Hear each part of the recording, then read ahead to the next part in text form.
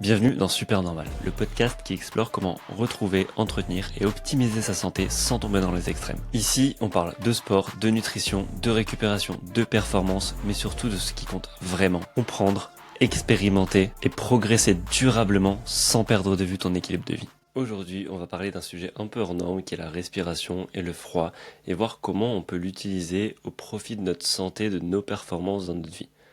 Mon invité pour ça, c'est Leonardo Pelagotti, qui est le fondateur de Inspire Potential, qui a publié plusieurs livres sur la respiration, sur la thérapie par le froid, qui a appris au contact de Wim Hof et qui a développé ses propres accompagnements, ses propres méthodes en utilisant le froid, le chaud et la respiration et en l'adaptant à chacun pour que tout le monde puisse en retirer un maximum de bénéfices. On va donc évidemment parler de tout ça avec Leonardo, mais on va aussi parler de son exploit récent qui a été de gravir le Kilimandjaro en respiration nasale, sans acclimatation et d'une seule traite. C'est une discussion qui va être vraiment passionnante, je t'invite à rester jusqu'au bout pour en apprendre un maximum et je te laisse sans plus tarder avec notre discussion. Avant de démarrer l'épisode, j'ai juste deux petites choses à te dire. D'abord, si tu veux aller plus loin, j'ai écrit un livre qui résume tout ce que j'aurais aimé comprendre quand j'ai commencé à reprendre le contrôle de mon corps. Tu y trouveras toutes les bases concrètes pour mieux comprendre ton fonctionnement, pour mieux t'entraîner, pour mieux t'alimenter, pour mieux gérer ton sommeil et ton stress. C'est un vrai guide qui allie apprentissage, conseils et mise en pratique. Tu retrouveras notamment plusieurs programmes d'entraînement à faire chez toi, en salle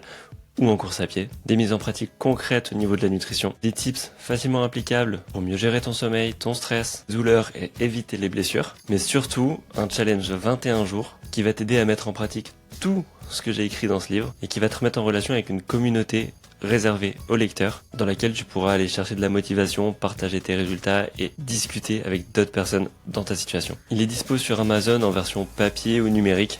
Cherche simplement reprendre le contrôle de ton corps où je te mets directement le lien dans la description. Et si tu veux soutenir le podcast, pense simplement à mettre 5 étoiles, à commenter, à partager. C'est vraiment ce qui m'aide le plus à le faire grandir, à te partager de plus en plus d'épisodes et à recevoir encore plus d'experts passionnants. Je te remercie d'avance pour ton soutien et maintenant place à l'épisode du jour. Bonjour Leonardo, merci d'avoir accepté l'invitation. Bonjour Julien. Aujourd'hui, on va avoir un épisode qui va être tourné autour de tout ce que tu maîtrises, de toutes tes passions, de tout ce que tu fais dans ton quotidien professionnel et que tu animes aussi sur les réseaux. Donc on va parler principalement du froid, de l'exposition au froid, de ce que ça peut apporter, de la respiration et d'un exploit que tu as réalisé récemment. Donc gravir le Kilimandjaro avec la bouche scotchée, donc en respiration full nasale. Donc avant de commencer tout ça, avant de creuser un peu dans les sujets, est-ce que tu peux te présenter rapidement pour ceux qui ne te connaissent pas, pour ceux qui n'ont pas forcément entendu parler de toi, voilà, dire un peu qui tu es, d'où tu viens. Donc moi je suis Leonardo, d'origine italienne, comme vous entendez de mon accent. Je suis en France depuis une dizaine d'années et j'ai fondé Inspire Potential et l'Académie Inspire. Donc c'est mon projet et mon académie de formation des coachs. Je suis basé dans les Cantal, dans les montagnes, parce que c'est là où j'ai fait beaucoup d'activités. Mais je l'ai fait aussi dans les Alpes, j'ai fait aussi en Suisse, dans les Dolomites, et puis en Laponie, en Himalaya, etc. Et au Kilimandjaro, tu viens de le dire. Et qu'est-ce que j'ai fait avec Inspire Potential?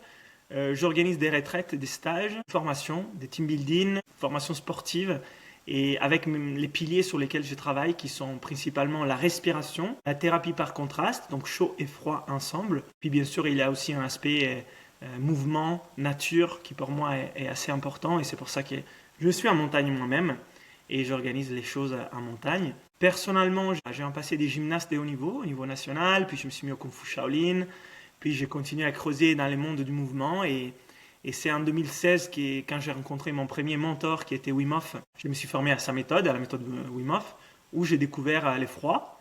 Dès là, j'ai commencé un parcours où j'ai rencontré un deuxième mentor, Patrick McKeown, où j'ai rencontré la respiration.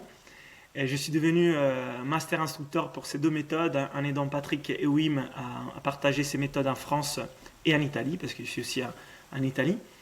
Et après, à partir de là, mon parcours a continué. J'ai continué à me former à d'autres disciplines en lien avec la respiration, que ce soit dans les yoga, les breathwork, à d'autres disciplines en lien avec les mouvements, l'animal flow, les mouvements naturels. Je me suis mis aussi au sport d'endurance, où j'ai vu vraiment une augmentation significative de mes performances sportives. Et puis, grâce au souffle notamment, mais aussi les froids, les chauds, la récupération. Et puis j'ai créé une académie, qui est une académie que moi j'appelle éclectique et holistique. Ce sont deux termes qui sont importants pour moi parce que je ne suis pas dogmatique et je ne suis pas monométhode. J'essaye vraiment d'avoir une approche le plus ample et globale possible, mais j'ai choisi ce qui m'intéresse, ce qui m'a l'air d'être valable, ce qui a fait la preuve du temps. Et alors, il y a certaines choses qui ont fait la preuve du temps et d'autres moins. Et c'est pour ça que j'ai réuni aussi la science et la tradition. Parce que, bien sûr, aujourd'hui, c'est important d'avoir un discours scientifique et rationnel à l'explication physiologique de ce qui se passe dans notre corps. Et en même temps, il faut reconnaître que la science avance lentement et elle est aussi récente dans l'histoire de l'humanité. Parce que l'homme existe bien plus qu'il y a quelques centaines ou quelques milliers d'années. Et il y a des choses qui ont été faites depuis longtemps pour déployer le potentiel de l'humanité. Et donc, il faut aller chercher aussi un peu plus loin. C'est pour ça que science et tradition, pour moi, font partie de mon académie, qui est donc holistique et éclectique, parce que j'ai choisi ce qui est cohérent et complémentaire et qui a fait la preuve du temps, comme je te disais, ou de la science. Donc, c'est l'Académie Inspire. Et là, je forme des coachs en respiration et des coachs en accompagnement avec les chauds et les froids. Voilà pour faire rapide sur ce que j'ai fait. Ok, bah c'était très complet et tu as dit plein de choses hyper intéressantes sur lesquelles on va rebondir tout au long du podcast, tout au long de l'échange. Déjà, est-ce que là, tu nous as expliqué que tu avais migré un peu vers faire tout ça quand tu as rencontré Wim, et ensuite pour la respiration, pareil, tu as suivi un chemin. Est-ce qu'il y a quelque chose que tu cherchais à comprendre, à résoudre, ou à explorer? Qu'est-ce qui t'a animé en tout cas à suivre un peu, à suivre ça, à suivre cette trajectoire? Oui, c'est un ancien collègue et ami, ancien parce qu'on ne travaille plus dans cette... on n'est plus ingénieur, on était ingénieurs à l'époque tous les deux et tous les deux on a changé des vies maintenant. Mais c'est un ami qui m'a dit un jour, écoute, il y a une méthode qui pourrait t'intéresser parce que ça aide à gérer les stress et améliorer le système immunitaire. Et moi à l'époque, effectivement, j'étais à Paris, j'étais ingénieur et j'avais un parcours pro assez développé, assez lancé, avec une carrière devant moi et voilà, un bon CV et tout ce qu'il fallait pour faire carrière dans une grosse entreprise d'ingénieurs. J'avais un double diplôme d'ingénieur en deux facultés, dans deux pays, donc j'étais lancé. Mais stress, oui. Difficulté à gérer ma santé, oui.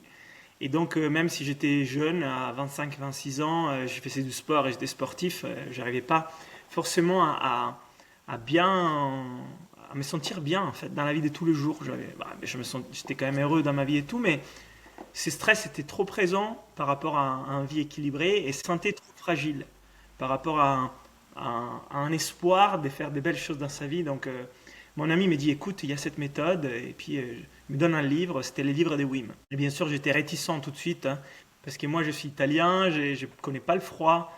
La respiration me paraît quelque chose d'assez flou et un peu trop spirituel pour un ingénieur que j'étais, assez cartésien et assez rationnel. Aujourd'hui, bien sûr, j'ai aussi changé la vision du monde, mais à l'époque, je ne pouvais pas faire autrement. Donc, pour être honnête, j'ai été réticent. Et après, c'est mon ami qui a insisté, et j'ai lu les livres, j'ai vu un documentaire, ça m'a intéressé.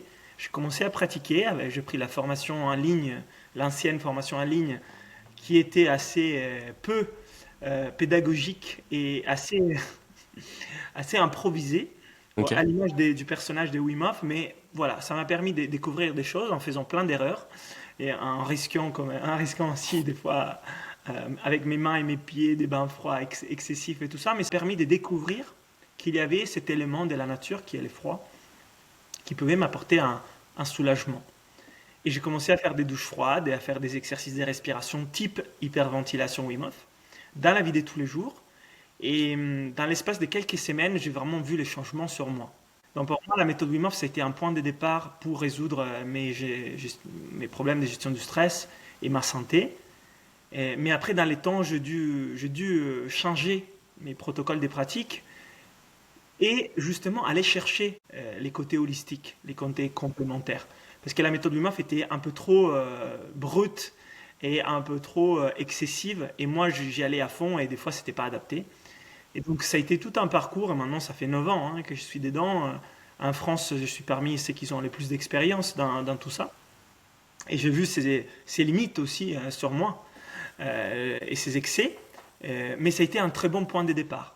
Ok. Aujourd'hui, avec l'Académie Inspire, je fais quelque chose qui est un peu plus fin, un peu plus adapté à chacun, moins brutal.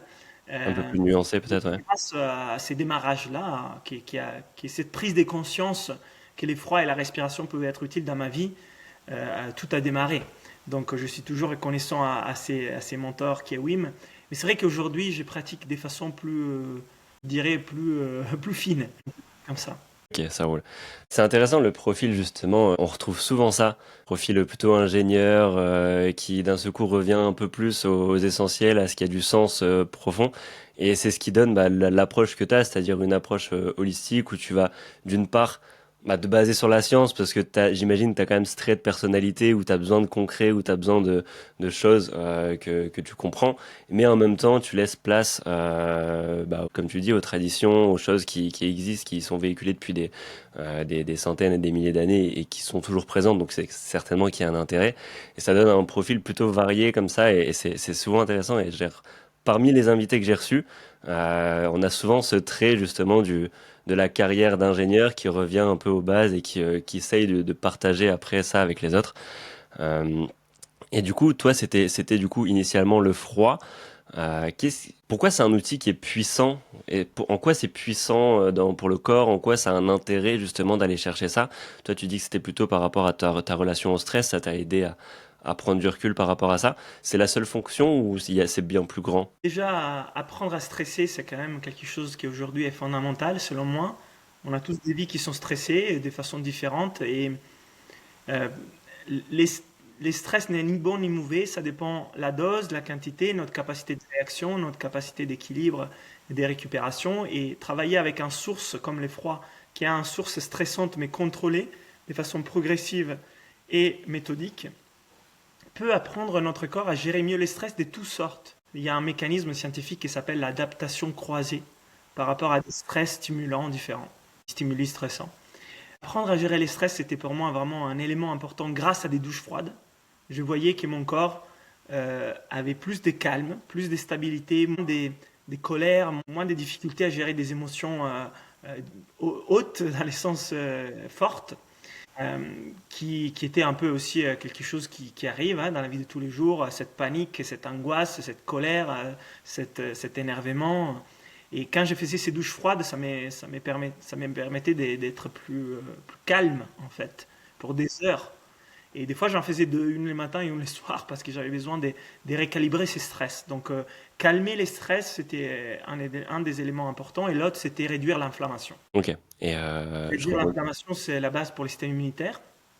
Dans la vie dans laquelle on vit aujourd'hui, on a beaucoup d'inflammation dans les corps parce que la sédentarité, l'ordinateur, ce qu'on mange, les stimuli psychologiques. Donc voilà, l'inflammation, elle est présente aujourd'hui. Et donc l'effroi, c'est aussi un anti-inflammatoire, en fait. On le Ouais, sait très bien.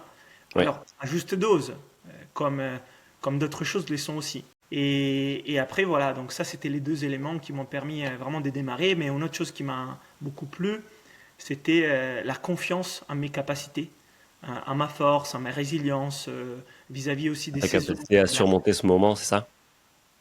Oui, exactement. Et cette résilience, cette confiance, et puis aussi les liens avec la nature, qui reprenait aussi son sens, qui reprenait son sens dans la vie de tous les jours, l'hiver, avec la pluie, avec la neige, avec les froids, de retrouver aussi un contact avec les éléments, de pouvoir sortir même s'il fait pas beau, de se dire qu'on est capable de vivre tout ça. Donc finalement, de mieux vivre chaque jour aussi. Ok, ok, super intéressant. Je rebondis justement sur le côté anti-inflammatoire.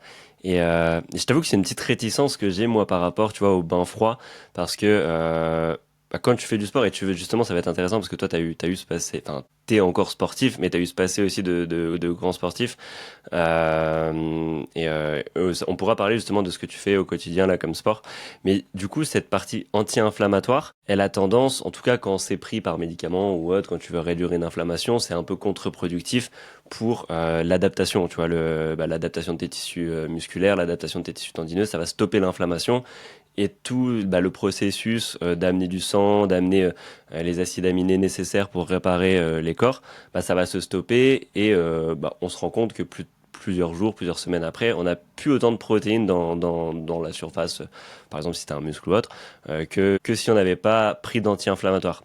Donc il n'y a pas encore d'études vraiment sur le froid, sur la pose de glace ou quoi directement pour voir si ça va dans le même sens. On peut imaginer, comme tu as dit, comme c'est anti-inflammatoire, que ça peut potentiellement aller dans le même sens. Mais les bains froids, Est-ce que tu as constaté quelque chose comme ça ou est-ce que c'est pas assez froid? Est-ce que il y a justement des timings sur lesquels les prendre pour éviter ces processus qui peuvent être un peu bah, à l'opposé de ce qu'on veut chercher? Là, t'as un peu de contenu là-dessus? Bah, déjà, il y a effectivement la posologie, les protocoles, les timings qui sont importants, l'objectif qui est recherché derrière, et l'effet qui est immerger les corps dans l'eau froide pour qu'il puisse, lui, s'adapter. C'est une chose, et prendre un médicament qui fait un effet inflammatoire, c'est autre chose. Forcément, ouais. L'effroi en soi n'est pas anti-inflammatoire, c'est la réponse du corps humain avec l'effroi qui peut générer une action anti-inflammatoire au niveau de l'organisme. Mais on ne peut pas dire que l'effroi comme entité est anti-inflammatoire. Comme on ne peut pas dire que les chaud est anti-inflammatoire ou inflammatoire. Mais en fait, même un sauna peut être anti-inflammatoire, un sauna finlandais, hyperthermique. Donc, c'est vraiment une question des protocoles, c'est-à-dire qu'effectivement, les processus inflammatoires post-entraînement est bénéfique, mais s'il est excessif, n'est pas souhaitable. On pourrait donc utiliser l'effroi comme outil de récupération, mais si en même temps on veut que notre pic inflammatoire se développe parce que tout va bien, on peut aussi ne pas utiliser l'effroi tout de suite post-entraînement. En tout cas, il y a plein d'études scientifiques qui sont faites sur les sports. Il y a des études qui ont montré effectivement que ça aide pour récupérer, ça accélère la densité mitochondriale, donc il y a un intérêt par rapport à la capacité aussi de production de puissance. En même temps, il y a des études qui montrent que ça réduit les pics inflammatoires. Donc, si tu veux faire de l'hypertrophie de la masse musculaire, c'est mieux d'attendre, mais pas tout de suite le faire après en séance. Mais après, c'est de la logique. Parce que si tu t'es entraîné tout de suite et tu veux garder ton inflammation dans les corps, tu vas pas chercher l'effet anti-inflammatoire du froid. Donc tu vas Forcément. pas le faire tout de suite après, tu vas attendre. Tu fais peut-être le lendemain ou tu les fais avant. Et il faut pas négliger aussi que quand on fait du froid, il y a quand même une activation musculaire intéressante par rapport aux mouvements qu'on fait, les frissonnements, par rapport aussi au testostérone qu'on produit, l'hormone de la croissance avec les chauds. Donc moi, je sais qu'en faisant du sauna de bain froid couplé, comme je l'ai fait moi, couplé avec des mouvements et des protocoles qui ont du sens, comme j'ai écrit dans mon livre et j'ai fait dans ma formation, moi je prends de la masse musculaire. Ok. En fait, j'ai beaucoup plus de masse musculaire que je n'aurais si je ne ferais pas ça. Ok, pour toi, c'est un Et véritable levier parce que peut-être qu'en plus, ça te permet de plus t'entraîner, d'avoir. ça permet de faire du mouvement avec de l'intensité. Mhm. Ça produit de l'hormone des croissances et du testostérone, qui c'est quand même deux choses qui est unies. Ça te permet quand même de donner de l'envie de t'entraîner en plus derrière, sans avoir de l'inflammation. Mais si moi j'ai fait un gros entraînement pour vraiment prendre de la masse musculaire, derrière je ne prends pas une douche froide. Je fais un Ok. sauna. Ouais. Ok. Et Et du coup, si tu fais un gros entraînement, peut-être on parle de cycle, tu vois, tu es dans un cycle où bah là, tu veux un peu prendre du muscle. Bah, tes douches froides, tes bains froids, tu les prends plutôt sur des jours off, ou si t'as pas de jour off, tu les prends plutôt espacés dans la journée, le matin si tu fais l'un, le soir si tu fais l'autre. exact. C'est plutôt comme ça que tu gères Ouais, ça? c'est comme ça. Et puis sans dogmatisme. Et j'ai créé des protocoles assez différents et variés. Euh, donc j'ai écrit un livre qui a été publié récemment, La thérapie par l'effroi. J'ai créé 12 protocoles. Et ces 12 protocoles, c'est des protocoles avec des intérêts différents. Et dans ces protocoles, il y a aussi les shows. Et on voit qu'il y a des protocoles pour justement augmenter cette masse musculaire et aider la production musculaire. Des protocoles qui réduisent l'inflammation. Donc on va aussi choisir celui qui nous intéresse. Mais, mais moi, je sais que je l'utilise de façon consciente. Une douche froide post-entraînement, c'est quand je veux récupérer plus vite. Une douche chaude post-entraînement, c'est quand je n'ai pas besoin de récupérer plus vite et je peux tolérer un pic inflammatoire. Mais si j'ai fait trop, peut-être que derrière j'ai envie de moduler un peu ça, récupérer plus vite, donc je fais ça. Et il y a même des protocoles pour accélérer la récupération que j'ai mis dans ces livres et dans cette formation, parce que souvent on voit on peut faire des excès dans nos entraînements. Et donc là, peut-être on s'est dit, waouh, là j'ai peut-être un peu trop poussé, est-ce que je peux aider mon corps à récupérer plus vite? Il y a l'alternance chaud-froid, mais il y a aussi la respiration. Et donc on se prend 15 minutes pour aider son corps à récupérer. Ok, super intéressant. Et j'aime bien aussi le fait que tu amènes le chaud et que tu sois pas justement uniquement fermé au froid comme certains peuvent l'être. Oui, oui, Que tu aussi cette nuance qui sort bah justement, je suis pas dogmatique, c'est pas tous les matins, c'est pas si, ça s'adapte. Et c'est ce que tu essayes aussi de faire dans ta fondation Inspire. oui, Je mettrai d'ailleurs le lien de ton c'est livre c'est pour ceux important ce que tu dis, c'est qu'il faut voir toujours la globalité. Il faut voir 360. C'est pas parce qu'on aime les froids que les chauds n'ont pas d'intérêt. Et c'est pour ça que je vous dis, moi je suis ensuite parti de l'approche Wim Hof qui est trop froid et extrême, C'est plus pour montrer des capacités surhumaines du corps à une approche plus thérapeutique. Et c'est pour ça que j'ai créé une formation qui est la thérapie par les froids et les chauds. Comment on utilise ces éléments pour avoir voilà, ce qu'on veut. Et pas justement faire des records ou montrer Ouais, qu'on est des surhumains. Donc ouais. ça, je pense que c'est intéressant aussi. Ok, ben je mettrai de toute façon tous les liens dans la description pour ceux qui veulent creuser un peu. Et ce que je trouve aussi intéressant, c'est que bah, justement le froid, tu parlais que l'inflammation, c'est pas induit par le froid, mais c'est induit par les mécanismes que ton corps met en action face au froid. Et du coup, dans, c'est comme un stress hermétique, en fait, tu peux t'adapter petit à petit et avoir moins ces processus qui peuvent freiner certains sportifs à se dire, bah, je prends pas de bain froid parce que j'ai pas envie de gâcher en tout cas ma progression. Et si tu y vas en t'adaptant, ton corps réagit de mieux en mieux, enfin en tout cas va plus dans le sens où tu as envie d'aller. Et c'est quoi, comment on pourrait y aller progressivement? Parce que bain froid, on voit un peu tout, enfin, il y a plein, on voit plein de pubs sur les réseaux, sur Internet, où on te vend des bains froids, des bains glacés, des choses comme ça. Ou d'ailleurs, on dit que ça va t'aider, si tu fais ça directement après tes séances, que ça va t'aider. Donc, il y a un petit côté marketing qui est un peu biaisé aussi là-dessus. Ça serait quoi pour toi la bonne adaptation progressive pour aller au froid? C'est direct, je vais dans une température qui est à 4, 5 degrés, 10 degrés, je commence par une douche froide qui est plutôt aux alentours de, ouais, je sais pas, une douche froide c'est quoi? C'est 14, 13, 14 degrés, non? Ça dépend hein, de là où tu habites. Là, à la montagne où je suis, en ce moment, il neige tout l'hiver et la douche froide est plutôt à 4-5. Ok, ok, Des villes, là, ça peut être aller entre 8 et 12 l'hiver, une ok. douche froide, à peu près. Après, ça dépend, ça peut être un peu plus, ça peut être un peu moins. Mais oui, effectivement, on peut commencer déjà avec des douches froides, avec des timings qui sont des 1 à 2 minutes, et c'est déjà très bien. Après, on peut aller au bain froid, sur des timings pareil, des 1 à 2 minutes. On peut faire des bains de glace, donc de l'eau qui est à 2 3 degrés, donc vraiment avec la glace et gelée. On dit Et en général c'est 1 minute par degré, c'est ça? Ou alors c'est ça, faux? moi je ne suis pas d'accord avec ça. C'est un tableau qui a été partagé dans le monde du sport pour la récupération. Je ne les trouve pas forcément tout le temps pertinents. Ça peut être impertinent pour certains cas de figure, mais moi j'ai créé un autre tableau pour justement ce qui est plus de l'ordre d'utiliser les froids comme une thérapie au quotidien. Et donc j'ai fait un tableau que vous trouvez dans mon livre, dans ma formation, où j'explique en fonction de la température combien de temps moi je conseille de rester min-max. Et je ne fais pas 1 minute par degré parce que si ces protocoles, ça peut être intéressant peut-être dans certains cas des récupérations pour des sportifs, je ne les trouve pas du tout adaptés pour la vie de tous les jours pour la plupart des personnes. Donc moi, je ferai pas 10 minutes à 10 degrés. Je ferai peut-être 1 minute à 1 degré. Je ne ferai pas non plus 5 minutes à 5 degrés. Tu ferais Donc plus, tu ferais moins? Moins? ça dépend de Ok. qui tu es et quel est ton objectif. C'est pour ça qu'il faut être un peu plus fin par rapport à ce qu'on voit aujourd'hui sur les réseaux, effectivement. On voit, oui, bain des glaces, oui, 2 minutes, oui, peu importe, tout le monde pareil. Et en fait, non, ça fonctionne pas du tout comme ça, parce qu'après, certains, ils vont s'y trouver, d'autres, ils vont se cramer en Ouais, faisant. mais c'est comme dans tout, de toute façon, à partir du moment où on te donne une posologie précise, un timing précis, une marche à suivre précise, il faut certainement prendre du recul et se dire que c'est potentiellement une méthode qui est pas adaptée à tout le monde. De toute C'est un façon, il n'y point a de rien qui est départ. jamais adapté à tout le monde, donc c'est toujours du cas par cas. Du coup, c'est cool si tu détailles un peu ça dans ton livre, c'est cool et j'invite vraiment les gens à regarder ça Oui, du coup. c'est important d'adapter du cas par cas. Avoir un point de départ, c'est utile. Ça aide déjà, voilà, à savoir peut-être s'il y a Avoir d'autres une degrés. méthode, avoir un... Ça te donne une idée parce qu'il y a vraiment des personnes qui n'ont pas d'idée, hein, qui se mettent dans l'eau froide 20 minutes et ils ne savent pas ce qu'ils sont en train de faire. Donc, effectivement, ça peut donner un point de départ, les côtés protocole, mais si derrière il n'y a pas une personnalisation et une spécificité à l'objectif, c'est sûrement pas dans la durée, c'est pas c'est dont on a besoin. Et voilà, mais c'est mon histoire personnelle qui a fait en sorte que j'ai créé ça parce que en partant avec la méthode Wim Hof, ça n'existait pas ça. C'est juste un des glaces et puis on y va, on fonce, on est très fort. Et c'est très bien comme aventure, mais l'aventure c'est de temps en temps.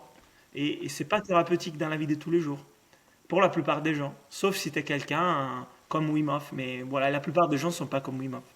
Ils sont pas comme lui. Donc, il faut pas copier ce qu'il a fait. Et aujourd'hui, sur les réseaux, effectivement, on trouve les excès. On voit plein de gens faire plein de bains de glace, mais c'est qu'on ne sait pas derrière. c'est pourquoi, comment, peut-être qu'il y a en raison. Et donc nous, on veut copier. Et il y a beaucoup d'autodidactes qui se font plus du mal que du bien en faisant du froid comme ça. Donc moi, je vous invite, si vous êtes intéressé au froid, à essayer de vous former Mhm. en lisant un livre, en faisant une formation structurée et à ne pas suivre juste les réseaux sociaux, mais méfiez-vous des réseaux sociaux parce que ça ne reflète pas la vérité. Aujourd'hui, moi, je connais des influenceurs qui ont beaucoup de followers, ils font des bains de glace tout le temps. En fait, ils font cramer les gens. Donc, on ne peut pas pratiquer les froids comme ça en regardant des vidéos sur les réseaux sociaux et puis en faisant la même chose. C'est Ça peut clair, c'est clair. fonctionner une fois, ou ça peut fonctionner plusieurs fois pour une personne, mais ça ne pourra pas fonctionner longtemps pour plein de personnes. Donc, De toute façon, sur les réseaux sociaux, déjà, les formats sont trop courts pour apporter de la nuance, des explications. C'est pour ça aussi que j'essaye d'amener un format un peu plus long avec un podcast où on vient vraiment creuser, on regarde un peu sous différents angles.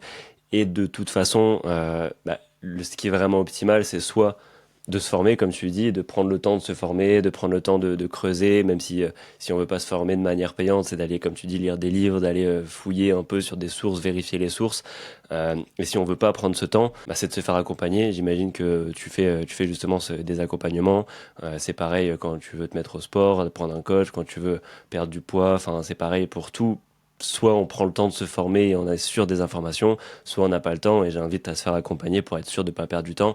Et comme tu dis, pas se cramer parce que ce serait vraiment dommage de faire des bains froids tout le temps, de souffrir un oui. peu, de justement se mettre dans une contrainte aiguë et d'en tirer aucun bénéfice, voire Aucun pire. bénéfice, non. Ouais, c'est ça. Ça m'est arrivé aussi de me mettre cette contrainte-là du froid, d'en faire trop et de ne retirer aucun bénéfice, au contraire, d'être encore plus fatigué qu'avant.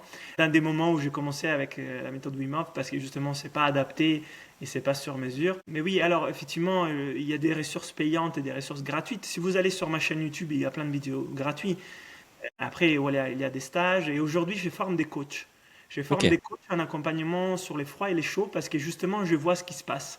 En France, il y a plein de personnes qui sont intéressées, mais il n'y a pas des personnes qui savent accompagner, donc on voit tout et n'importe quoi. Donc l'idée, c'est justement que je forme des personnes qui sachent adapter ces protocoles et faire plus du bien que du mal, parce que sinon, avec toutes ressources qui peuvent être bénéfiques, qui peuvent être aussi maléfiques, comme l'alimentation, comme les sports. S'il y a des personnes qui aujourd'hui ne feraient pas un programme sportif en autodidacte ou en diète, en régime en autodidacte, c'est parce qu'ils ont conscience qu'ils ont besoin d'être aiguisés. Mais en fait, sur les froids, c'est la même chose. Tu ne peux pas faire un autodidacte. Si tu as besoin d'être aiguisé, c'est mieux qu'ils te demandent. Après, il y a ceux qui y arrivent à faire un autodidacte aussi, hein. Oui, Certains. il y a toujours des personnes Mais, qui vont. mais souvent, ça passe un peu par essai, erreur. Ça s'ajuste et des fois, on peut aussi payer les conséquences de notre autodidacte, hein. Donc, il faut être prêt aussi à payer ça, à encaisser. Si on est fragile, c'est pas la meilleure façon de faire. Si on est robuste, on peut aussi faire un autodidacte. Ok, ok.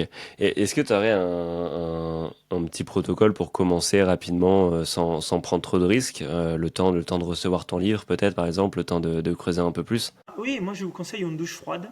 Ok. À la fin d'une douche chaude, vous faites À la 30 fin d'une secondes douche, à c'est pas 1 toute la douche ou pendant que tu te laves, t'es en froid. Mais non, là c'est déjà un extrême. Si t'as pas l'habitude de faire du froid et tu te fais tout de suite une douche froide, si t'es robuste, peut-être ça passe, si t'es fragile, ça passe pas, hein. Mhm. Donc commencez à la fin d'une douche chaude, faire 30 à 60 secondes d'eau froide pendant une semaine ou deux. Et puis si ça passe bien, vous pouvez augmenter jusqu'à 2 minutes, progressivement. Et si ça passe pas, il faut réduire. Il y a vraiment des personnes qui aujourd'hui devraient travailler plus avec les chauds qu'avec les froids. C'est pour ça que j'ai créé une thérapie par contraste. Donc là, ces protocoles que je donne, 30 secondes, pour certaines personnes, c'est trop. Pour d'autres, c'est juste, et pour d'autres, c'est pas assez. 30 secondes, c'est tu tournes le robinet à fond et t'attends avec la douche sur tes épaules et ça coule. Ouais, à Ah, différents tu moments. bouges, ok, tu. Et 30 secondes, tu respires, tu te détends, elle est froide, et pour certaines personnes, c'est trop. Ça va être trop. En fait, c'est des gens qui ont déjà du froid dans les corps, ils doivent plutôt travailler avec les chauds, et un petit peu de froid, mais très peu, donc peut-être qu'eux, ils devraient faire 10 secondes. Ou alors, il y a des cycles. Il y a des femmes qui ont les cycles, et les hormones changent, les hommes aussi, des fois, ont des cycles aussi en fonction de leur fatigue. Donc voilà, là, vous voyez déjà que je vous donne un protocole, mais je vous mets des nuances par rapport au fait que même en vous disant ça, il va falloir l'ajuster. Et certaines personnes, ils ont la capacité d'écouter et modifier tout seul. D'autres, ils ont besoin d'être suivis en donnant des feedbacks. Et comment tu fais justement pour. Parce que même quand t'es suivi, le froid, c'est quelque chose qu'on aime par nature pas forcément. C'est pas agréable en tout cas quand t'es pas initié.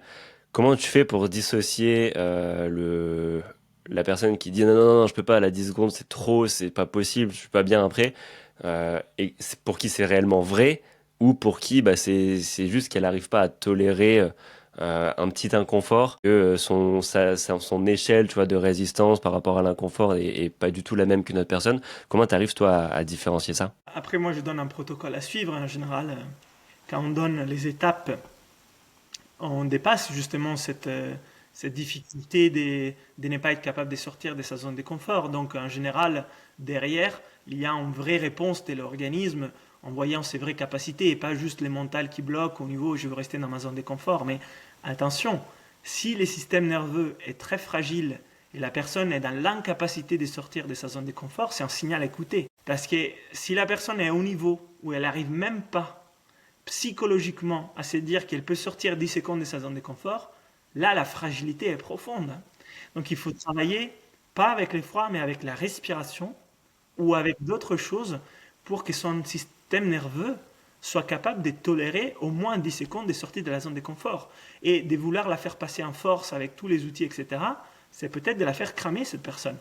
Ok, ok. Mais Donc là c'est aussi, comme on dit, le froid, c'est pas forcément adapté pour quelqu'un qui est très stressé, ça va rajouter un stress le stress, c'est supplémentaire. un outil.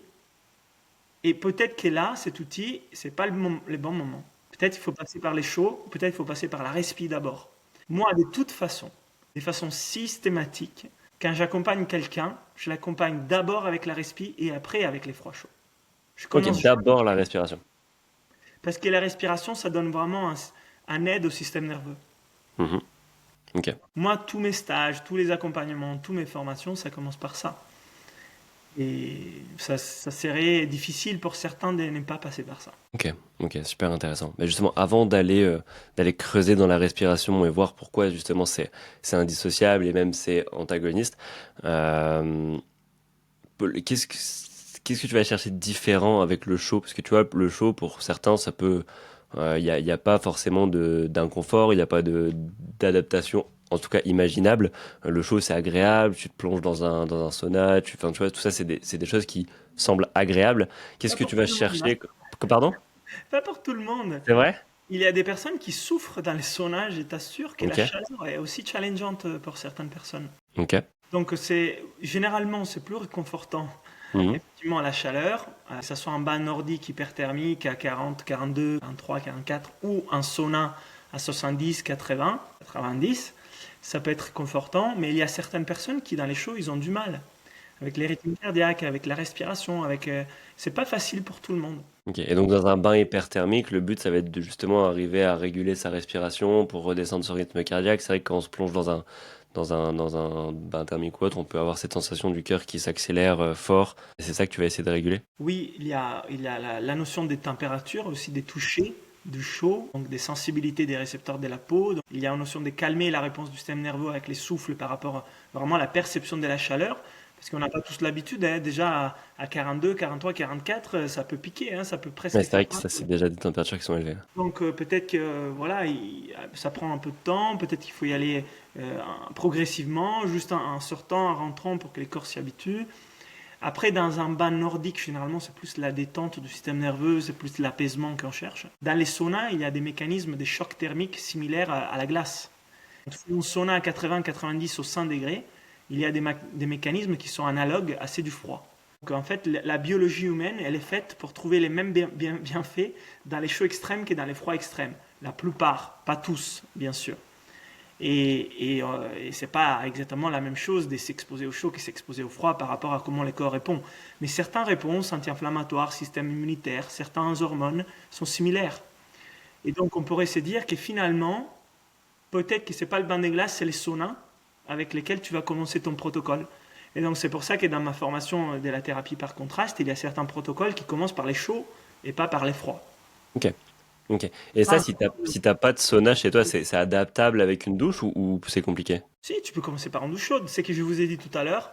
Pour la plupart des gens, le protocole, c'est commencer par la douche chaude et pas par la douche Ok, froide. ok.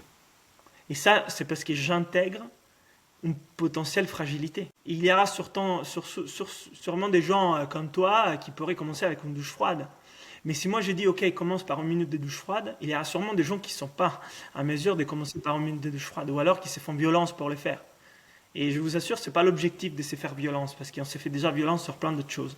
Donc l'idée, c'est comment on utilise les froids et les chauds pour justement se soutenir. Après, je suis d'accord sur les côtés sortir de sa zone de confort, et je suis aussi d'accord sur l'idée de faire de temps en temps des choses qui sortent totalement du cadre, et c'est l'expérience de son potentiel.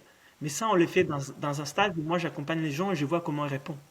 Dans la vie de tous les jours, de dire à quelqu'un, vas-y, fais ton bain de glace, serre les dents, respire, je suis pas sûr que ça puisse aider tout le monde, hein. Ouais, ouais.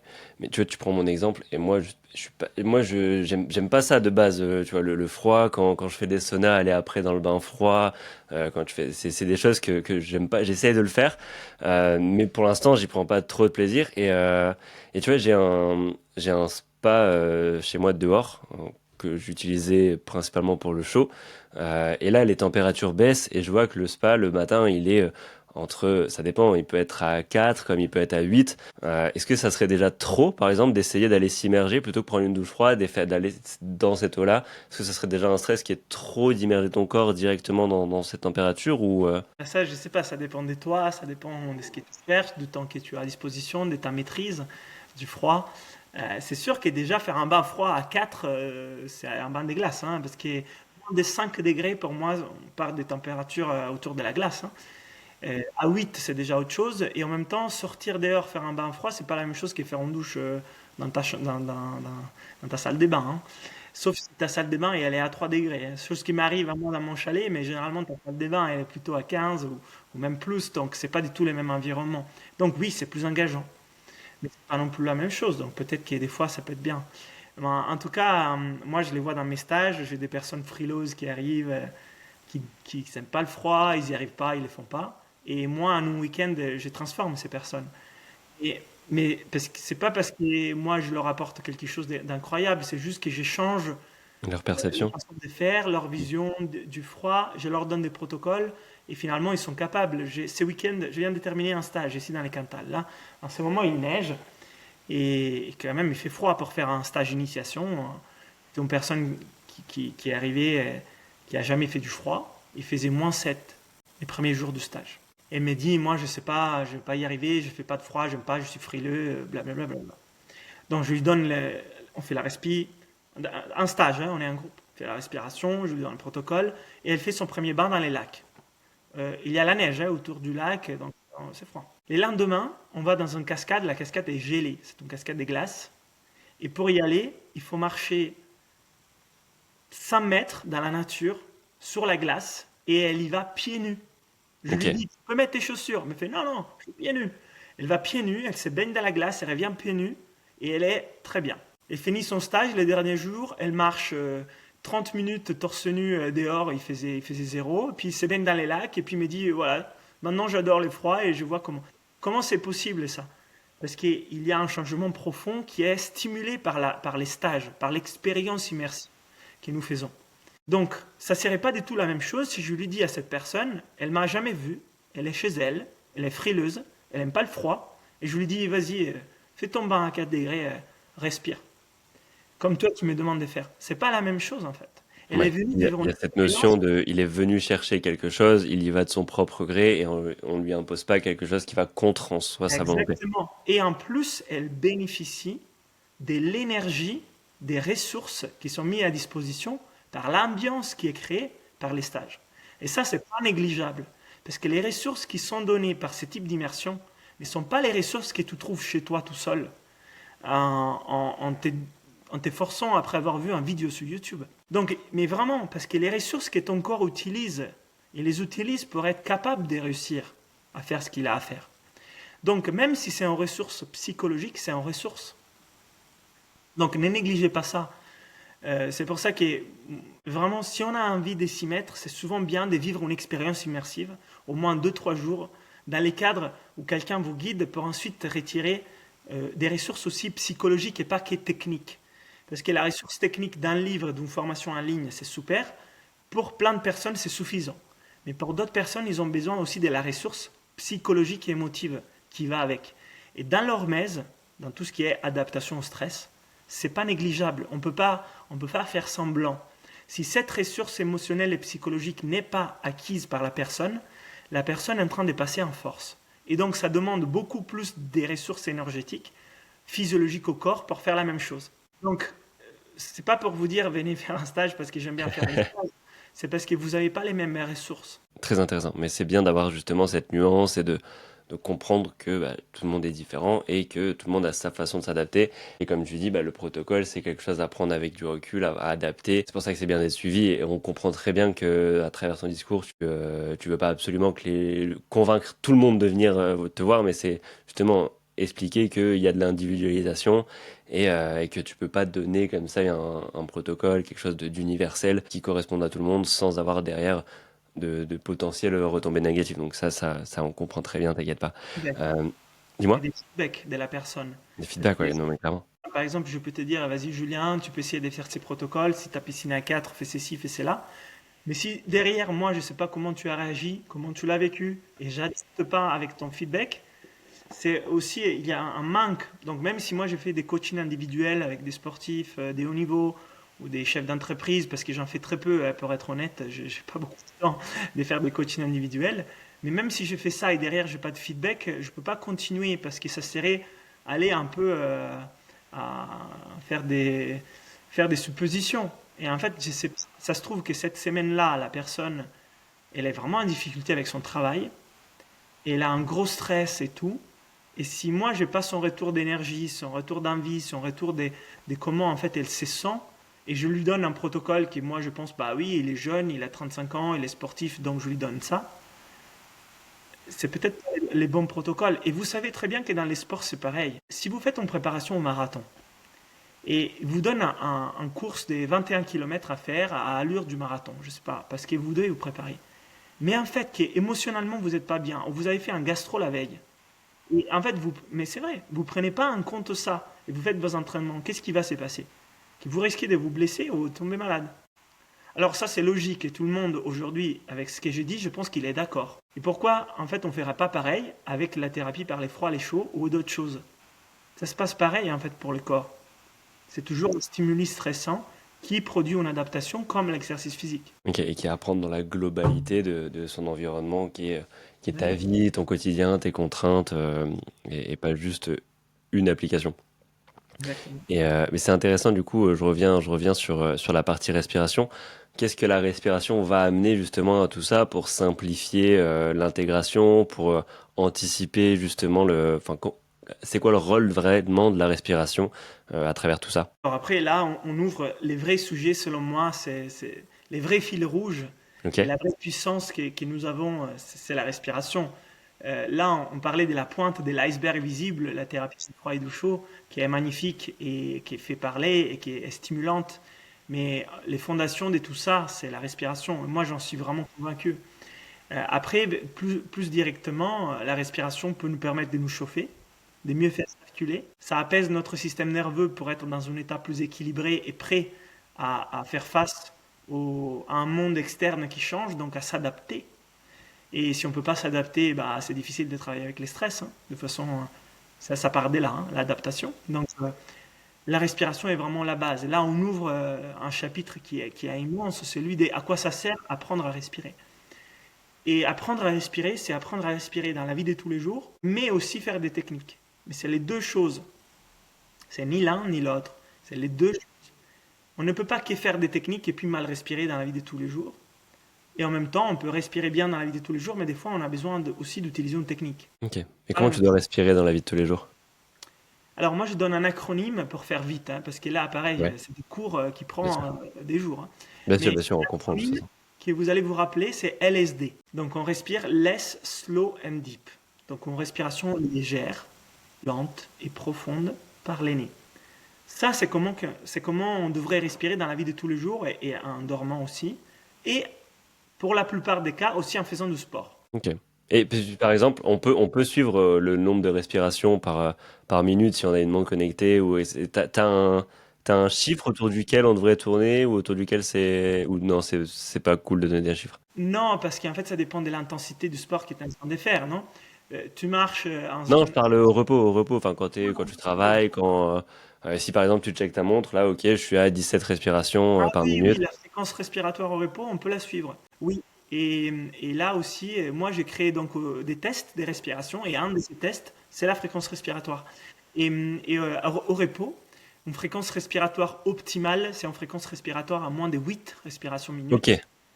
Entre 8 et 12, c'est normal, c'est-à-dire que c'est OK. Et à partir des 13, c'est un système un peu actif. Mais au repos, ne devrait pas être actif. Donc ça veut dire qu'il y a peut-être un petit stress de fond. Et à partir des 15, c'est un peu accéléré. À partir des 20, on est en train vraiment de vivre du stress là. Donc la respiration est un reflet de notre stress, mais en même temps, ça génère aussi, ça l'entretient, ces stress. Et vice-versa, la respiration peut être reflet de notre calme et générer du calme. Donc la maîtrise du rythme respiratoire est une des éléments sur lesquels il faut travailler, mais juste un des éléments. Parce qu'il y a aussi un pilier biochimique avec les gaz, les CO2, l'oxyde nitrique, et aussi un pilier mécanique avec les diaphragmes et comment on utilise nos muscles respiratoires, qui sont importants. Et après, voilà, on ne rentre pas dans l'aspect énergétique, parce que là, ça serait plus long, mais il y a aussi un aspect énergétique dans les souffles. Donc, sur la respiration, là, on pourrait vraiment en parler longtemps, mais sachez que si ça vous intéresse, moi, j'ai développé des tests de respiration que vous pouvez faire pour évaluer votre capacité respiratoire, savoir si également dans ton livre? vous les trouvez dans mes livres, dans mes formations en ligne, l'étoile de la respiration, il y a des choses aussi dans mon blog, des choses sur ma chaîne YouTube. Donc vous avez à la fois des ressources gratuites et aussi des ressources structurées sur des formations payantes si vous voulez en savoir plus pour vous et ça vous Ok, trop bien. intéresse. Et on peut vraiment faire une charte des plusieurs piliers de notre respiration pour savoir lesquels aussi il est bon. Parce que c'est comme dire, est-ce que ta capacité sportive elle est bonne? Mais ça veut rien dire. Peut-être que tu es très fort, mais en fait tu n'es pas endurant. Peut-être que ta posture est nickel, mais tu n'es pas flexible. Donc tu as besoin en fait de voir plusieurs aspects de ta capacité sportive. Et dans la respiration, c'est pareil. Donc j'ai développé une étoile de la respiration sur 12 branches. Où tu peux vraiment avoir un diagramme, une photo de ta respiration à l'instant T aussi, parce que ça évolue pour savoir en fait, quelle partie de ma respiration est bonne, quelle partie elle est travaillée. Ok, ça marche. Et pour toi, du coup, une bonne respiration, c'est obligatoirement par le nez. Si tu commences déjà à respirer par la bouche, c'est qu'il y a quelque chose de fond qui traîne. Enfin, tu devrais au moins réapprendre à respirer naturellement par le nez, c'est ça? Oui, oui, c'est clair. L'organe de la respiration elle est née, il n'y a pas de doute par rapport à ça. Il y a plus de 30 fonctions physiologiques associées au nez Ok, sur la respiration. Il y en a zéro sur la bouche. Si tu étudies un instant l'anatomie et la médecine, tu sais que la bouche n'est pas faite pour respirer, elle est faite pour toute autre chose. Après, dans un moment donné, si ton nez est totalement bouché, et heureusement que tu as ta bouche. Mais c'est vraiment, on voit en urgence. Donc c'est pas la façon vertueuse de respirer. Ni au repos, ni en faisant du sport. Et c'est ça, je sais que ça va surprendre les gens, parce que à chaque fois où je dis ça, je dis mais non, mais moi je peux pas faire du sport en respirant par les nez. Oui, mais tu peux pas maintenant. Mais tu peux sûrement entraîner ça pour y arriver. Même si tu as une déviation nasale, même si tu as un narine totalement bouché. Voilà, moi j'ai fait un marathon en courant uniquement par les nez, scotch sous la bouche. Presque 3 heures, c'était un peu plus, quelques minutes de plus. J'ai fait les Kilimanjaro, 5900 mètres, sans acclimatation, en 24 heures, juste en respiration nasale, sans mal de montagne. Et ok, super. Ça, on là, en reparlera justement si vous après. demandez à un médecin, vous prenez un médecin, vous lui demandez, si, là, c'est le matin, et ce soir, moi, je vais au sommet du Kilimanjaro. Je commence à marcher, je ne m'arrête pas. Et donc, c'est-à-dire que je n'ai pas d'acclimatation à la montagne, j'arrive à 5900 mètres. Il va te dire, laisse tomber, tu vas avoir le mal des montagnes, tu ne vas pas Ouais. acclimater, tu vas faire de l'hypoxie. Mais en fait, c'est pas véritablement le cas. Parce que si on sait respirer, on sait changer notre respiration, on peut les faire sans avoir les mal des montagnes. Et encore combien d'alpinistes et d'accompagnateurs en montagne ne sont pas au courant de ça. Ok. Et donc moi je l'ai fait en plus en respiration nasale. Hein. Donc c'est que sans acclimatation, on est parti des zéros et on est arrivé à 5009 en 24 heures. Et on n'a pas eu les mal des montagnes. Et j'étais pas seul, on était 13. Donc ça c'était les défis qu'on a fait en octobre en Tanzanie au Kilimanjaro. Mais encore une fois, on mesurait notre saturation, on voyait comment ça passait. Si on avait besoin, on faisait une pause, on respirait et on avait une technique spécifique des respirations. Toujours par le nez, on est d'accord. Toujours Ouais, parler, toujours. on avait un scotch sous la bouche. Ouais. Et donc il y a les documentaires qui va sortir sur ma chaîne YouTube sous peu. Il va sortir quand? Tu sais où? Ça peut être une semaine ou 2 semaines, mais Ok. en tout cas sur S'il est Inspire sort, Potential, sur la s'il chaîne sort avant le podcast, je YouTube, mettrai justement le lien. disponible. Et les teasers, il va être sur les réseaux sociaux, Instagram, Inspire Potential. Ok, ok, super. Super. Ouais, ça on en reparle juste après un petit peu. Comme ça, tu pourras teaser un peu ton documentaire. Et enfin, c'est vraiment intéressant, je pense, à explorer. Donc la respiration, un peu la base de régulation dans tout ça. Moi, j'avais essayé un peu parce que j'avais aussi cet aspect courir par le nez, galère ou en tout cas uniquement à des allures faibles. Et j'ai essayé, tu vois, de courir à peu près à la période où je t'ai contacté pour refaire le podcast. Je me suis dit, putain, je vais tester. Et j'ai fait comme ça 2 sorties. Une première de 10 kilomètres où j'essayais de respirer uniquement par le nez. Et c'est vrai qu'au début, j'avais la sensation, quand je suis rentré, un peu le nez brûlé. Enfin, un peu irrité, un peu désagréable. Et j'ai continué un peu quelques jours et la semaine d'après, j'ai réussi à faire 25 km en full respiration nasale à mon allure marathon. Et là, aucun désagrément. Et j'ai même trouvé ça plus facile que avoir une respiration où tu vas être un peu enfin, calé sur des pas, des marches, des bordures, des trottoirs, t'esquives un obstacle. Là, tu es obligé de conscientiser, de poser, de gérer un peu ta fréquence cardiaque. Et ma fréquence cardiaque, justement, était plus faible à allure équivalente en respirant par le nez. Et donc, je me suis dit, ouais, c'est vrai qu'il y a vraiment quelque chose, à mon avis, à aller chercher. Et c'est pour ça que je creuse un petit peu aussi de mon côté. Bravo, Julien. Tu vois? Et ça, tu l'as fait déjà juste avec ta conscience. Une petite phase d'adaptation et ton envie de les faire, tu as déjà réussi à installer une respiration nasale. Maintenant, imagine si tu suivais un parcours d'entraînement respiratoire qui te permet de les faire mieux, justement, éviter ces désagréments, ces petites choses que tu as eues au début. Comment tu pourrais encore mieux faire pour transiter d'une respiration orale en respiration nasale et en plus aussi augmenter l'efficacité respiratoire pendant ton geste sportif. Carrément, carrément. Mais c'est justement ce que je vais essayer d'aller explorer. Je vais me servir aussi de toutes les ressources que je mettrai à disposition des auditeurs et je vais moi-même m'en servir pour pouvoir aussi faire un retour suite au podcast, ce que j'ai réussi à aller creuser, ce que toi, ton livre ou autre m'auront apporté. Comme ça, je pourrais aussi continuer à documenter un petit peu. Mais ouais, c'est hyper intéressant. Et je pense que beaucoup de personnes cherchent à s'améliorer sur la partie sportive, cherchent à s'améliorer sur peu importe quel pan de leur vie et n'envisagent pas la respiration. Et je pense que tu tireras dans mon sens en disant que tu peux aller chercher plus que quelques minutes sur un chrono avec la respiration plutôt que justement essayer d'aller courir encore plus, encore plus, encore plus. Je pense qu'il y a vraiment quelque chose à creuser là-dedans. Oui, on peut chercher beaucoup plus que ça, tu as raison. Est-ce que toi, tu as un petit défi sportif prochain avec la course ou autre sur lesquels la respiration pourrait t'aider? J'ai couru un marathon là il y a 2 jours, donc Ah, je t'as t'avais couru il dit y a ça. 2 jours.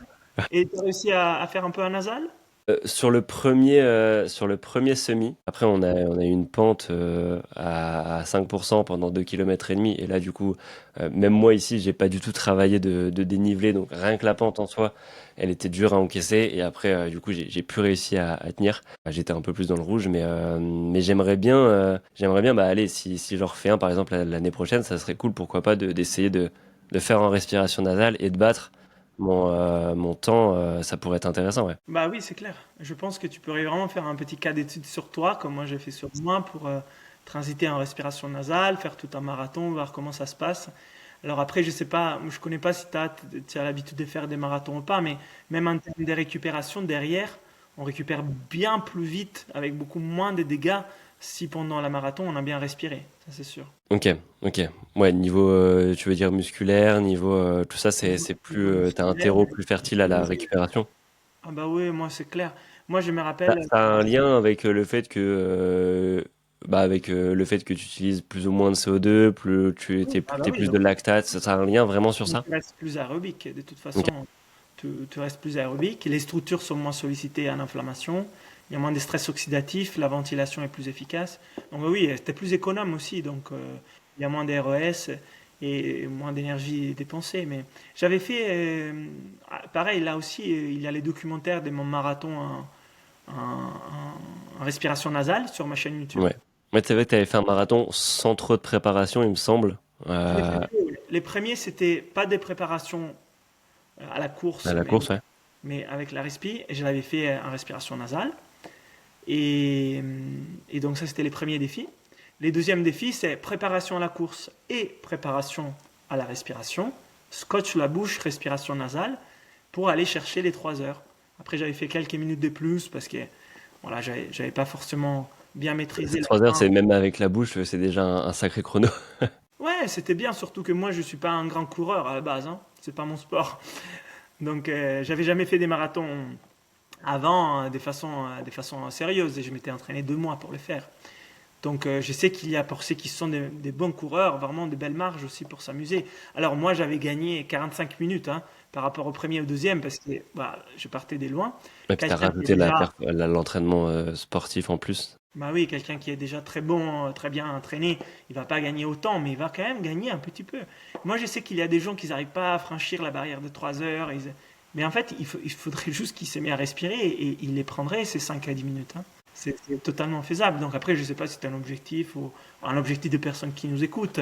C'est pas forcément les marathons, mais peu importe, dans plein d'autres sports, ça s'applique aussi. Là, mon prochain objectif, c'est dans 3 semaines, c'est un Aerox, mais Ah, bah c'est c'est peut-être clair. un peu trop intense pour la respiration. Ah, Non? non, c'est Tu clair, penses? je vais faire. Ah bah moi, de Ouais. toute façon, l'année prochaine, je vais faire un Aerox en respiration nasale. Ok. C'est clair. Après, En je l'ai solo, jamais en essayé. duo? Je sais pas combien de temps je vais y mettre, etc. Mais c'est clair qu'en 3 semaines, si tu t'es mis sérieusement à la respi, tu Ok. peux faire un Maroc, c'est respiration nasale. Après, mais pas de scotch. À la limite, au moment où tu sens que tu dois respirer par la bouche, tu respireras un peu par la bouche. Tu n'as pas forcément besoin de tout faire comme moi avec un scotch. Mais c'est clair que 3 semaines d'entraînement respiratoire, c'est déjà bien, hein. Ok. Et je risque pas de faire moins bien que ce que je pourrais faire là sans implémenter le nez. Alors ça dépend de ces 3 semaines. Qu'est-ce que tu mets en Ouais. place? Si tu Oui, mets bien en sûr. place rien du tout et puis tu essayes de faire Ah non. 3 semaines, peut-être ça va pas les faire. Mais si en 3 semaines tu t'entraînes bien, et tu ne te donnes pas la contrainte d'avoir un scotch sous la bouche, c'est-à-dire qu'au moment où tu vois que tu passes plus par les nez, tu fais aussi par la bouche, je ne pense pas que ça va faire moins bien, au contraire. Ok. Ok. Bah écoute, je vais essayer de mettre en place ça. Euh, du coup, je vais aller fouiller un peu dans tout ce que tu m'as à disposition et je te ferai un petit retour à la rigueur sur Oui, sur ton comment je me suis podcast. senti là-dessus. Et tu vas faire du coup l'année prochaine un Aerox en respiration nasale? Je ne sais pas encore lesquels et quand parce que je suis vraiment très pris par mes stages, mes voyages. Et je me déplace beaucoup à l'étranger l'année prochaine entre les Tibet, les Népal, l'Himalaya, la Laponie, l'Inde, l'Italie, la Suisse, la France. Je suis en déplacement beaucoup. Ok. Donc, je veux en faire un aussi et je veux les faire aussi avec les scotch sous la bouche. Je veux vraiment mettre en avant que ça soit en respiration nasale, l'importance du souffle, encore une fois. Il y a un de mes élèves qui l'a déjà fait. Je sais qu'il l'avait fait, donc il n'y a plus qu'à. Ok, trop bien. Bah écoute, je vais tester ça. Si son élève l'a fait, je vois pas pourquoi enfin, ça serait pas possible. Et c'est cool justement d'expérimenter. Je trouve que ça donne un challenge en plus que juste faire une expérience. Donc je vais prendre ça. Ouais. Je te ferai un petit retour là-dessus. Et je regarderai si toi tu le fais, lequel tu fais. Et ça se trouve, on se croisera. On sera sur. Peut-être que je le ferai aussi si c'est pas trop loin de la France. On verra ce que je planifie l'année prochaine. Toi, du coup, on revient un peu sur ce que tu as fait, le Kilimandjaro. Comment tu as préparé ça? Comment tu t'es dit, je peux monter 5000, plus 5000 mètres de dénivelé, enfin d'altitude en tout cas, et respirer toujours par le nez sans que ça devienne une contrainte, alors que la plupart des personnes ont, comme tu dis, le mal des montagnes, ont des difficultés en tout cas respiratoires avec l'altitude. Alors, sache que le Kilimanjaro est 5900 mètres, donc c'est presque un 6000. Il n'y a pas de difficulté technique sur les sentiers, et c'est en montagne qui est faite beaucoup par des touristes, en 5 jours, 6 jours, 7 jours. Et les pourcentages de réussite du Kili est autour des 40%. Ok, C'est-à-dire que la plupart des gens, ok, ils ont atteint des montagnes et ils n'y arrivent pas. Ils doivent redescendre. d'accord. Donc ouais, pour quelque chose que tu décris comme peu technique par rapport à d'autres sommets, il y a quand même pas beaucoup de réussite. Donc la Oui, principale source d'échec, ça va être la respiration, l'acclimatation. ouais, exactement. La source d'échec, c'est l'incapacité à respirer. Ok, Et pas la technique des marches ou d'alpinisme, parce qu'il n'y en a pas. Il faut juste marcher sur un sentier. ok, Et moi, je suis confiant sur le pouvoir de la respiration. Je l'ai beaucoup testé sur moi. J'ai déjà accompagné des groupes au sommet du Mont Rose en respiration nasale sans acclimatation avec un scotch sous la bouche et c'est un 4006. J'ai fait les Népal jusqu'à 5000 avec un autre groupe et on l'a fait pareil. Là, on avait peut-être un peu d'acclimatation, un peu plus, mais pareil, on l'a fait en respiration nasale. Et j'ai développé dans ces occasions une technique respiratoire qui me permet de modifier la saturation d'oxygène dans mon sang à volonté. Et je sais que je pouvais les faire jusqu'à 5000 mètres. Et je ne savais pas si je pouvais jusqu'à 6000. L'idée, c'était de tester. Et c'est possible de les faire jusqu'à 6000 pour ne pas avoir les mal des montagnes. Mais ça demande un engagement, des consciences, des présences, des concentrations totales. Parce qu'on ne peut pas se distraire. On doit être tout le temps concentré sur notre respiration, comment on respire. On doit savoir connaître la technique et on doit avoir des muscles respiratoires entraînés.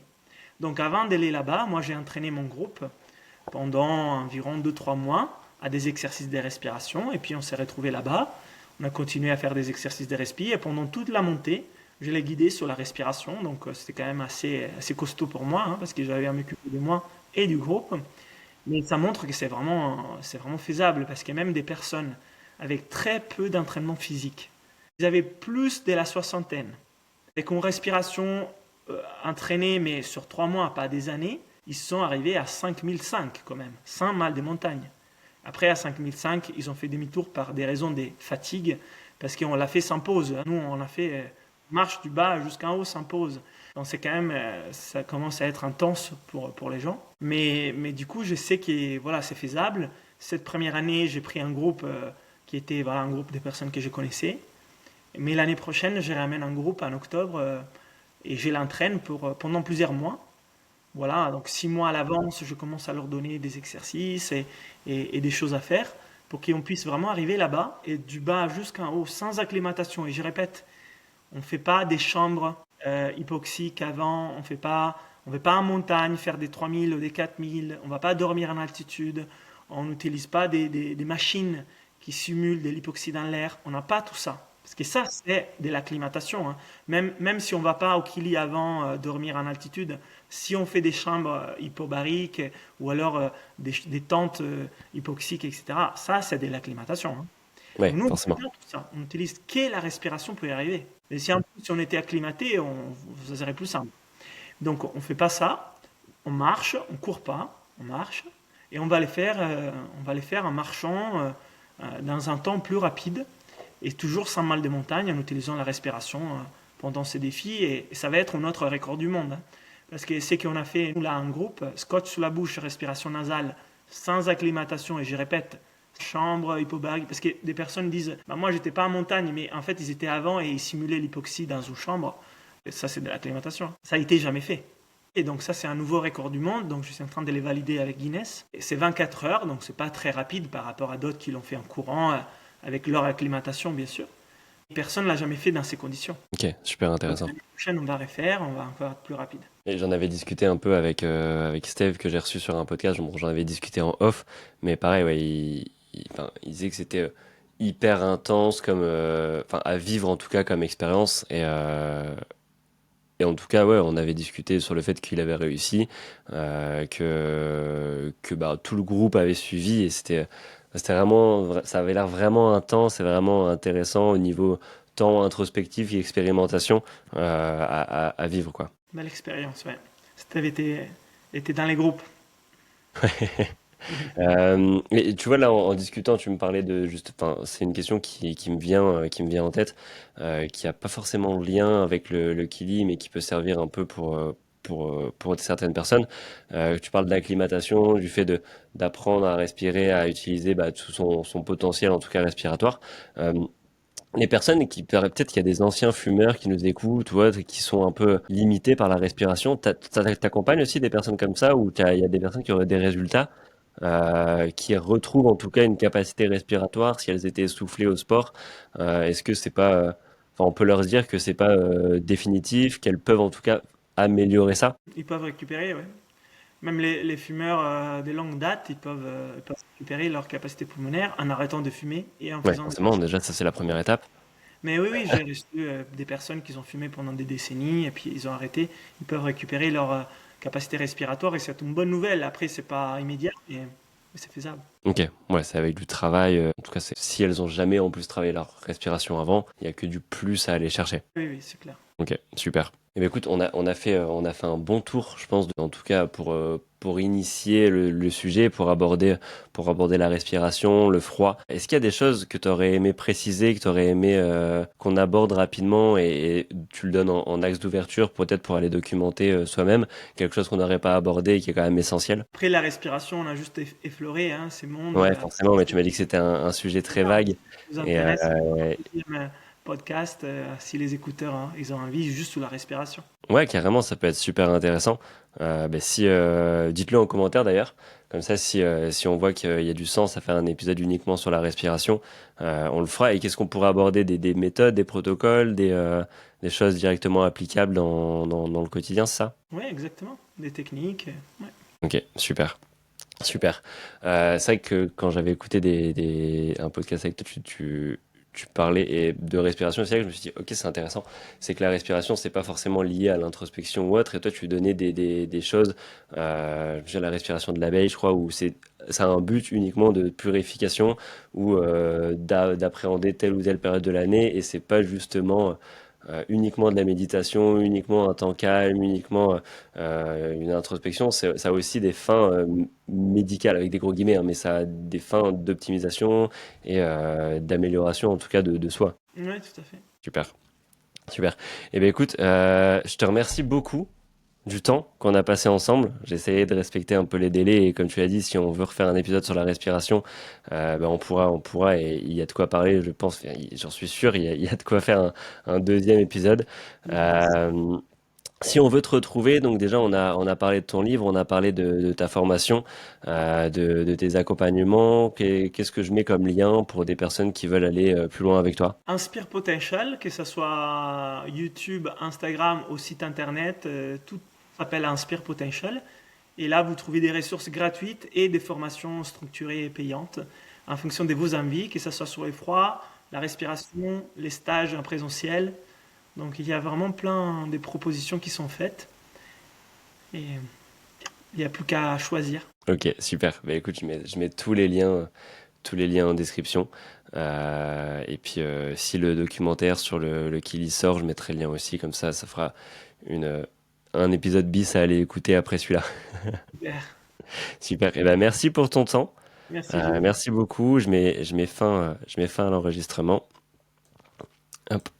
L'épisode touche à sa fin. Si notre discussion t'a plu, si t'as appris pas mal de choses, je t'invite à le faire savoir en commentaire. Comme ça, on saura si on fait un épisode 2 sur la respiration. On pourra te donner beaucoup plus de clés concrètes, de protocoles applicables, de tips à mettre dans ton quotidien. Donc là, on a plutôt parlé du froid. Si la respiration, c'est quelque chose qui t'intéresse aussi énormément, mais je t'invite à me le faire savoir, à le faire savoir à Léo, et comme ça on pourra planifier un deuxième épisode. En attendant, si tu veux aller fouiller un peu dans ce qu'il fait, dans son contenu, je te mets les liens dans la description de sa chaîne YouTube, de Inspire Potential, de ses livres, donc tu vas pouvoir aller toi-même chercher, aller creuser un peu si c'est des sujets qui t'intéressent. Tu peux aussi le retrouver directement sur Instagram pour le contacter, lui poser tes questions, je pense qu'il y répondra s'il a le temps. En ce qui me concerne, tu peux me retrouver également sur Instagram sur le compte deadlift.coaching. Je partage pas mal de tips sur tout ce qui est sport, nutrition, comment améliorer en tout cas ton quotidien, tes habitudes pour avoir résultats concrets et durables sur ta santé, sur ton physique et sur tes performances.